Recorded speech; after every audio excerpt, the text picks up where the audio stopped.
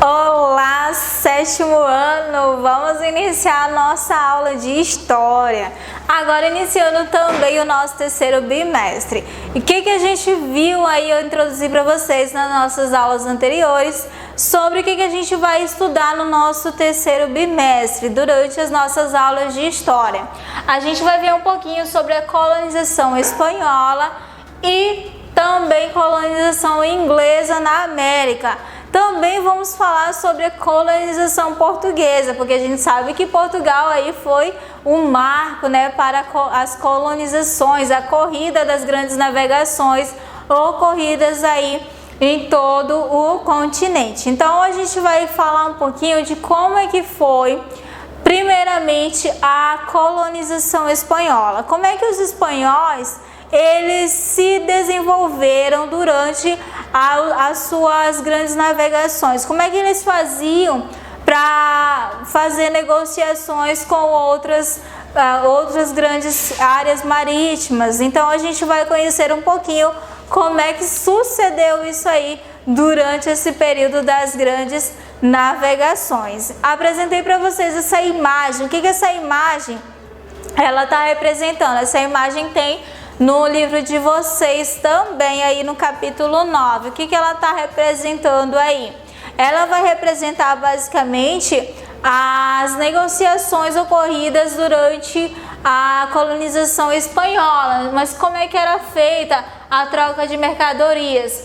A gente pode ver que basicamente não foram negociações pacíficas, não é uma coisa assim como os portugueses. Os portugueses eles conheciam a cultura, eles conheciam o local, vistoriavam o local, faziam amizade com as pessoas daqueles locais, para depois eles começarem a fazer a colonização. Diferentemente dos espanhóis, que já chegavam querendo fazer as suas negociações, que acabavam ocorrendo os conflitos muitas vezes, né? Mas isso não significa que eles não conseguiam, claro que não. Eles também tinham aí grandes privilégios, tiveram grandes conquistas durante esse período aí, certo? E um desses grandes conquistadores foi este homem aí simpático, né? Esse retrato aí de Francisco Pizarro. Francisco Pizarro, ele foi um dos colonizadores que esteve à frente das grandes navegações, fazendo negociação aí com vários outros comércios mercantilistas. A gente vai conhecer um pouquinho de como eles se desenvolveram. O que a gente viu aí também na nossa aula anterior? Que os espanhóis eles iniciaram o processo de conquista na região do Caribe entre 1508 e 1511. As ilhas de Porto Rico, Jamaica e Cuba foram dominadas. Então basicamente a região da América do Sul aí teve o domínio, né? Em 1519, atraído pelas notícias sobre riquezas do Império. Não só a América do Sul, a parte da América do Norte também, lembrando aí para vocês. A Azteca também, né, foi conquistada pelo Império aí espanhol, com o militar Hernán Cortés, que ele investiu aí na conquista desse império. Outro fator importante para os espanhóis foi a disseminação de doenças desconhecidas na América, que foi o marco aí que, no caso, essas doenças muitas vezes elas foram trazidas por escravos e faziam com que não só os povos indígenas morressem dessas doenças, mas também os próprios colonizadores aí. Na América do Sul, Francisco Pizarro e Diego de Almagro iniciaram a conquista do Império Inca, atual Peru. Então, quando a gente desconhece aí a colonização, muitas vezes, dos espanhóis, a gente sabe que se iniciou por todo esse continente aí, toda essa área, né, da América do Sul, também da América do Norte. E aí esse processo começou a se desenvolver ao longo do tempo, o processo de colonização espanhola. E aí vamos saber mais outra questão aí. Francisco Pizarro, ele chegou em Cusco, no Império Inca, em 1532. Aproveitou-se das disputas internas pelo poder e do uso de armas de fogo pelo exército espanhol para dominar e conquistar as principais cidades incas. Então, foram espertos, né? Assim como os portugueses também.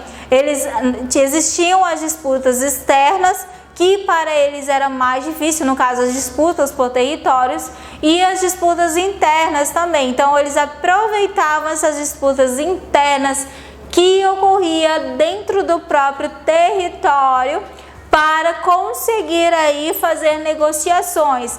Eu vou ficar do seu lado, vou ajudar a conquistar esse território, mas em troca você vai me ajudar com as questões de mercadorias aí. Então, claro que tudo tinha um preço, tinha uma negociação ali por trás. Outra característica também, Pizarro fundou a cidade de Lima em 1535 e continuou sua campanha de conquista. Então, olha só como é que eles faziam, né? Eles basicamente entravam junto das disputas internas, né? Às vezes não tinha, eu vou entrar nessas disputas internas para apenas conquistar os meus interesses, que era realmente o objetivo desses colonizadores, né? A exploração e a conquista de territórios também. Outra característica também da administração na América. As colônias espanholas, elas estavam divididas, cada um tinha uma função aí.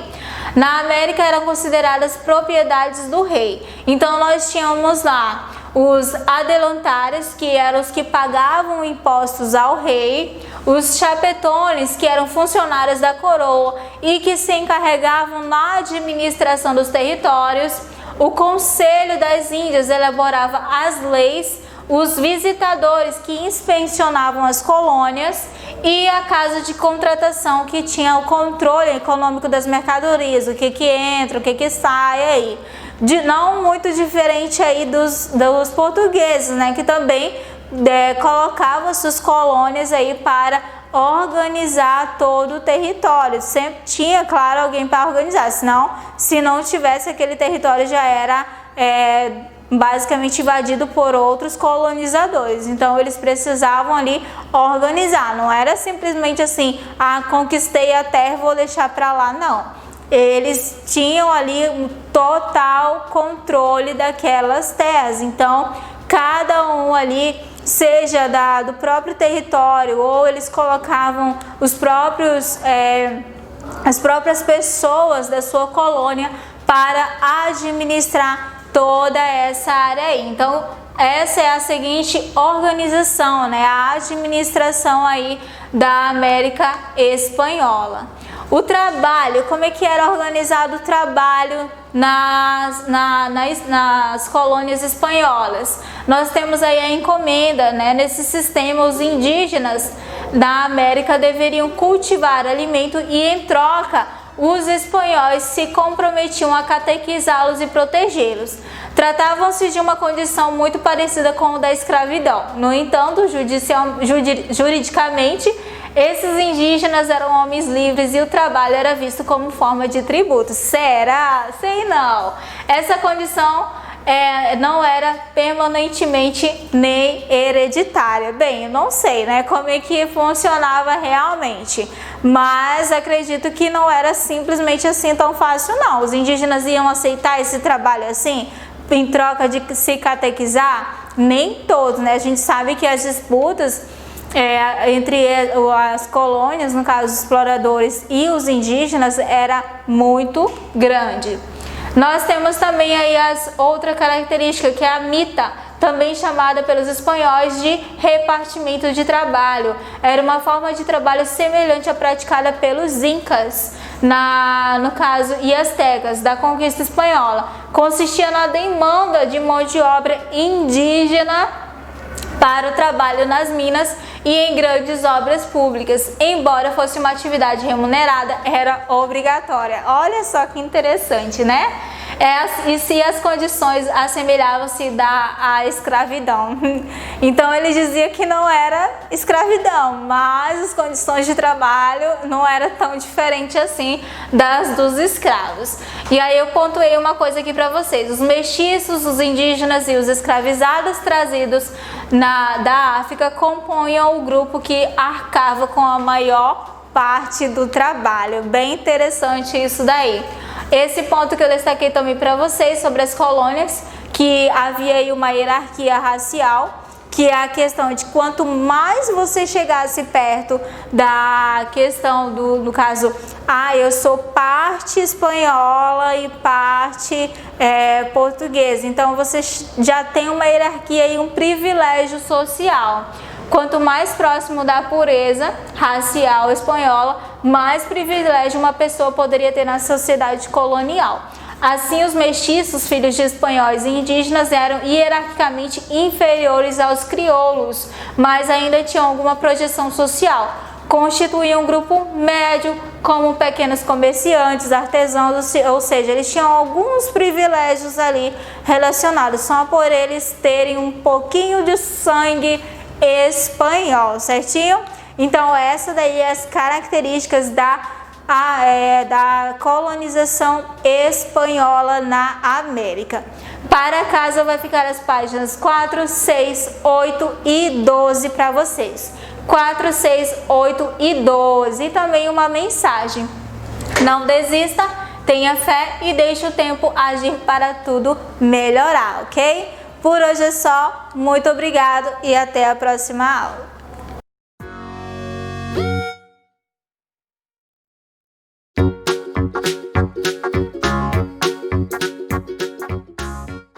Hello students, good morning, good afternoon or good evening. Tudo bem com vocês? Espero que sim. Sejam bem-vindos à nossa aula de inglês dessa semana. Hoje a gente vai finalizar o capítulo 4 do antigo livro de vocês, tá bom? Tinha algumas páginas ali com texto, eu falei que essa semana a gente ia aprofundar nesse texto. E vamos lá ver que texto é. A gente tem lá pro finalzinho do livro um texto que fala sobre uma entrevista. Então essas questões 1 e 2, vocês vão responder, eu prefiro que depois do texto, mas ele faz a seguinte pergunta: olha o texto abaixo, que tipo de texto é? Então tem 3 opções. Leia e responda. Who is the mysterious person? What helped you come to this conclusion? Do you like him? Então são 3 perguntas para vocês. Quem é a pessoa misteriosa? O que ajudou você a conhecer, a chegar nessa conclusão? E se você gosta dessa pessoa misteriosa? Então é claro que você vai ler o texto analisando, pensando nessas perguntas aí, tá? O texto é esse seguinte, da página 31. Vamos lá. Interviewing Mr. Mysterious. This mysterious character is a great chef and an excellent waiter. Who is he? Já sei que é homem pelo fato de ter um pronome he aqui. Repórter. Ok, Mr. Mysterious, let's begin with the questions to help people find out who you are. Vai iniciar aí então. Mysterious person. Ok, Ducky. Isso significa o quê? Tudo bem. Repórter. How old are you? Mysterious person. Well, I was created in 1999, but my birthday is July 14. Nasceu aí, na verdade, ele foi criado no ano de 1999, mas o aniversário dele é em 14 de julho de 1986, 1986. O repórter perguntou, what do you do? E ele respondeu, I'm a chef and sometimes I'm a waiter. Wow, repórter, né? Wow, 2 jobs. That's hard, isso é difícil. Where do you work? Onde você trabalha? E aí a pessoa misteriosa respondeu, I work in a restaurant, at Krusty Krab Restaurant. O nome do restaurante ele falou. Continuando aí. O repórter perguntou, do you like your jobs? Você gosta do seu trabalho? Aí ele disse, yes, I do. I love them. Aí o repórter disse, good, let's take a look at these pictures. What are you doing in picture number 1? Perguntou o que ele está fazendo na imagem 1, né? Ele respondeu, I'm cooking, my hamburgers are great. Meus hambúrgueres são tipo um elogio, né? Bons, legais, maravilhosos. They look delicious. And in picture number 2, what are you doing? O que você está fazendo na imagem 2, né? E aí a pessoa misteriosa disse, I'm waiting on tables. I'm a very good waiter. Eu estou ali, né, no caso waiting, servindo. Eu sou um bom garçom. And finally, who are these characters in picture number 3? Quem são esses na imagem 3? These are my friends from work. São os meus amigos de trabalho. Squidward Tentacles, Patrick Star and Mr. Krabs. Mr. Krabs is my boss. É o meu chefe. E aí, gente, já conseguiram captar a mensagem? Quem é essa pessoa misteriosa? Eu espero que sim, né? Vocês perceberam também que esse tipo de texto tinha lá o entrevistador e a resposta, entrevistador. Então, isso caracteriza uma entrevista, an interview. E agora, a resposta da 2. Quem é a pessoa misteriosa? Acho que todo mundo já sacou a resposta, que é SpongeBob. What happened you come to this conclusion? Então ele dá várias e várias pistas. Cada um de vocês vai ter uma resposta, acredito eu, por essas pistas. Às vezes um entende mais cedo que o outro, mas tudo bem. Aí ele pergunta se você gosta dele também. Então também resposta pessoal. Então aqui da 2 eu só posso corrigir o nome deles. SpongeBob. Indo mais adiante na página 32, look at the characters' names below. Write the corresponding names in Portuguese. Então vocês vão traduzir o nome desses personagens. Então quem assistiu Bob Esponja sabe como traduzir corretamente todos esses personagens aqui. Dá um pause direitinho que eu já volto para corrigir isso.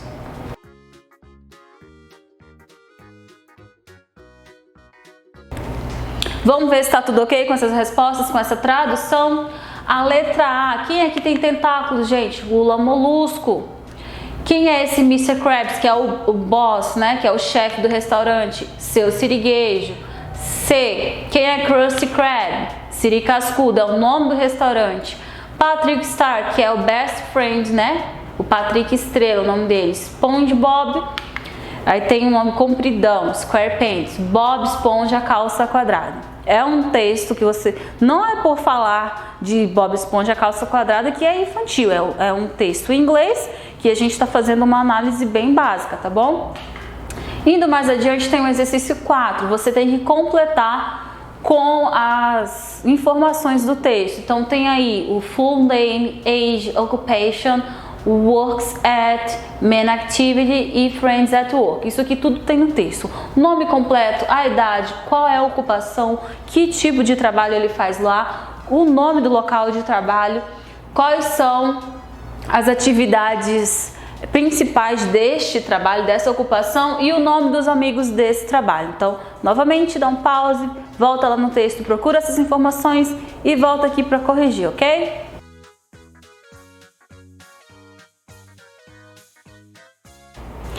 Vamos corrigir agora então? Tá tudo tranquilo com as respostas? Será? Qual o nome completo? SpongeBob SquarePants. Qual a idade dele? Ele tem 34 years old, aqui nesse ano de 2020, tá? Ele tá fazendo 34 anos. Qual a ocupação dele? Chef and waiter. Ele trabalha onde? Krusty Krab Restaurant. Quais são as atividades principais? Cook and wait on tables. Ele cozinha e atende às mesas. Friends at work. Os amigos do trabalho dele. Squidward Tentacles, Patrick Star e Mr. Krabs, que é o chefe dele. Então, gente, agora tem um exercício 5 que na verdade não tem correção, mas eu tenho orientação que eu vou ajudar vocês na seguinte coisa. Vamos lá. Choose another mysterious person and write a profile with information about him or her, se for mulher no caso, né?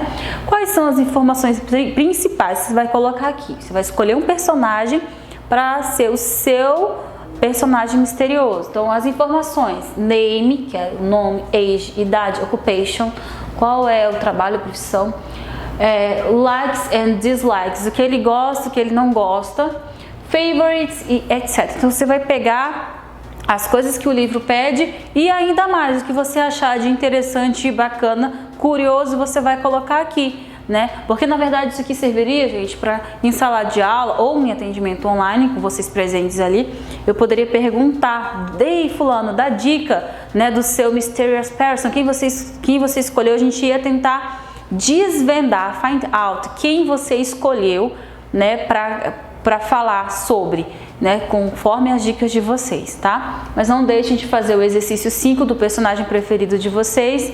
E é isso aí. Ficando com dúvidas, sabem onde me encontrar? Estarei disponível para vocês na segunda-feira, toda segunda na verdade, tá bom?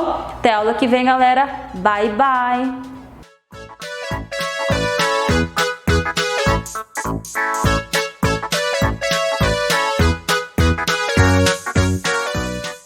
Olá, alunos do 7º ano, tudo bem com vocês? Então, mais uma vez aqui para dar continuidade ao nosso assunto. Eu espero que vocês tenham feito o exercício.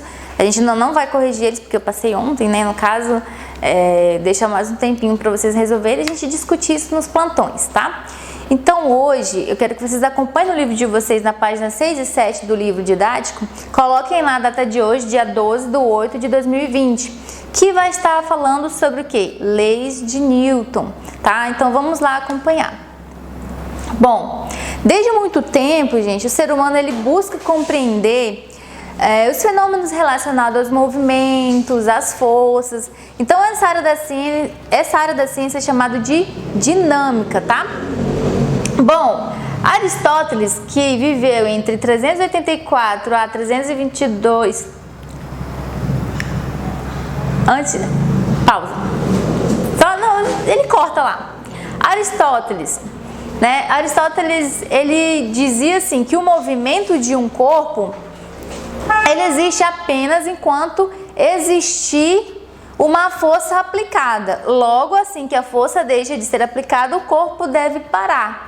Ou seja, vamos exemplificar aqui. Se eu pego, entendo que minha mão é uma mesa, tá? Aí eu estou empurrando aqui o controlezinho. Se eu paro de exercer força aqui, de empurrar ele vai parar. Então, ou seja, Aristóteles estava dizendo que se essa força parar de ser aplicada no objeto ou no corpo, ele vai parar.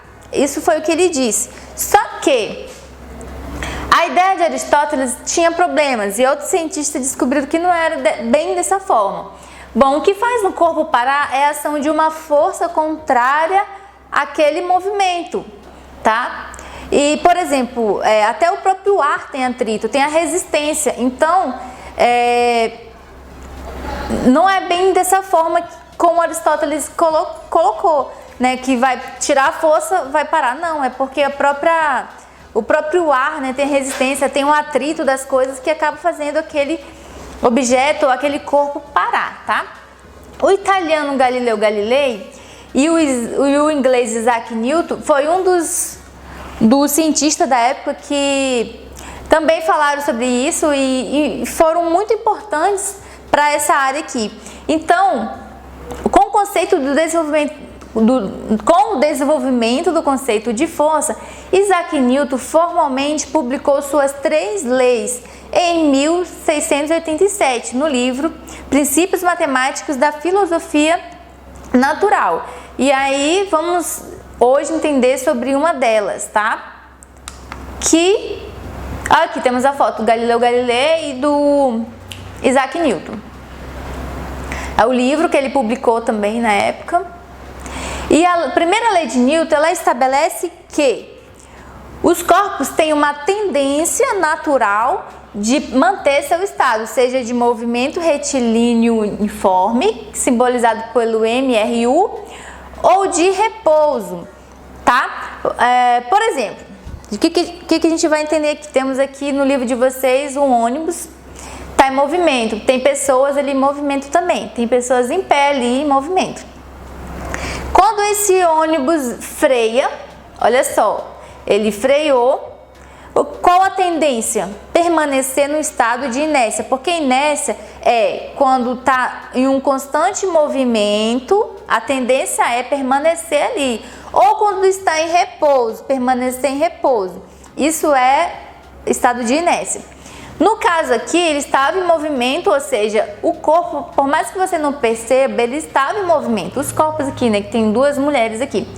Quando o ônibus parou bruscamente, o movimento, olha, a tendência é você ir para frente. Por quê? Você teve aquele atrito ali, mas você estava em movimento, você teve que sair da sua inércia, por mais que você estava ali em movimento. Então, o que ele diz é, na lei dele, que a tendência natural de manter no estado. Temos o contrário disso.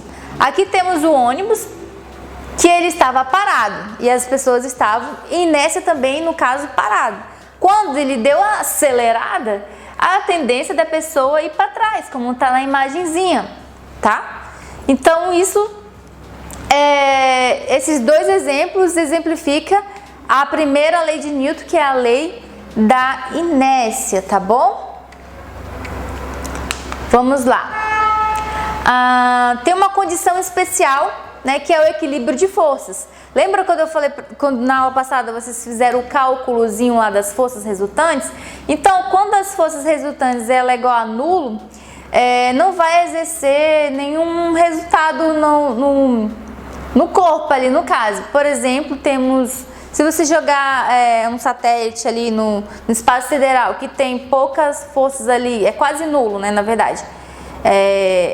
A ideia é ele ficar orbitando ali, na inércia, né? Então, esse é um exemplo no caso, quando há o equilíbrio de força, que no caso do espaço é quase nulo. Bom, aí temos um link para vocês olharem sobre a primeira lei de Newton, para vocês complementarem o entendimento que eu falei para vocês. Temos esse link que vocês vão estar acompanhando aí. Assista, que eu tenho certeza que vocês vão gostar e vão entender mais ainda do que eu falei, tá bom? Então, gente, por hoje é só. Na próxima aula a gente vai já ver a segunda lei de Newton, tá bom? Então, um abraço a todos e até mais!